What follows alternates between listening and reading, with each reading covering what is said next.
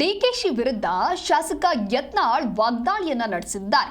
2028ಕ್ಕೆ ಡಿಕೆಶಿ ತಿಹಾರ್ ಜೈಲಿನಲ್ಲಿ ಇರ್ತಾರೆ ಅಂತ ಹೇಳಿ ಶಾಸಕ ಯತ್ನಾಳ್ ಹೇಳಿಕೆ ಕೊಟ್ಟಿದ್ದಾರೆ.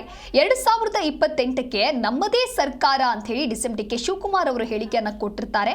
ಆದ್ರೆ ಅವರಿಗೆ ಈಗ ಕೌಂಟರ್ ಕೊಡುವಂತ ಕೆಲಸವನ್ನ ಶಾಸಕ ಯತ್ನಾಳ್ ಮಾಡಿದ್ದಾರೆ. ಬಿಜೆಪಿ ಅಧಿಕಾರಕ್ಕೆ ಬಂದ್ರೆ ಕಾಂಗ್ರೆಸ್ನವರು ಜೈಲಿಗೆ ಹೋಗ್ತಾರೆ. ಬೆಂಗಳೂರಿನಲ್ಲಿ ಶಾಸಕ ಯತ್ನಾಳ್ ನೀಡಿರುವಂತಹ ಹೇಳಿಕೆ ಇದು. ನಮ್ಮದೇ ಸರ್ಕಾರ ಅಂತ ಹೇಳ್ತಾ ಇದ್ದ ಡಿಕೆ ಶಿವಕುಮಾರ್ಗೆ ಯತ್ನಾಳ್ ಇದೀಗ ಈ ರೀತಿ ಕೌಂಟರ್ ಕೊಟ್ಟಿದ್ದಾರೆ.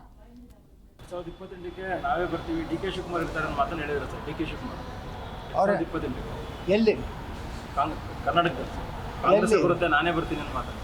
ಬೆಂಗಳೂರಿನ ಸೆಂಟ್ರಲ್ನಲ್ಲಿ ಇರ್ತಾರೋ ದೆಹಲಿ ತಿಹಾರದಲ್ಲಿ ಇರ್ತಾರೋ ಅದನ್ನು ನೋಡ್ಕೊಳ್ತೀವಿ.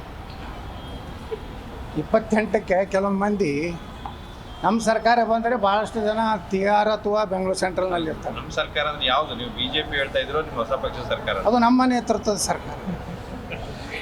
ಅದು BJPನೂ ಆಗಿರ್ಬೋದು, JCPನೂ ಆಗಿರ್ಬೋದು.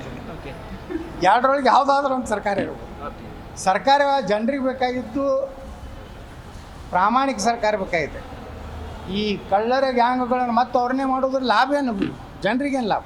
2028ಕ್ಕೆ ನಾವೇ ಬರ್ತೀವಿ, ಡಿಕೆ ಶಿವಕುಮಾರ್ ಇರ್ತಾರೆ ಅಂತ ಮಾತನ್ನ ಹೇಳಿದ್ರು ಸರ್. ಡಿಕೆ ಶಿವಕುಮಾರ್ 2028 ಎಲ್ಲಿ ಕರ್ನಾಟಕದಲ್ಲಿ ಕಾಂಗ್ರೆಸ್ ಬರುತ್ತೆ, ನಾನೇ ಬರ್ತೀನಿ ಅಂತ ಮಾತಾಡ್ತಾರೆ. ಬೆಂಗಳೂರಿನ ಸೆಂಟ್ರಲ್ನಲ್ಲಿ ಇರ್ತಾರೋ ದೆಹಲಿ ತಿಹಾರದಲ್ಲಿ ಇರ್ತಾರೋ ಅದನ್ನು ನೋಡ್ಕೊಳ್ತೀವಿ.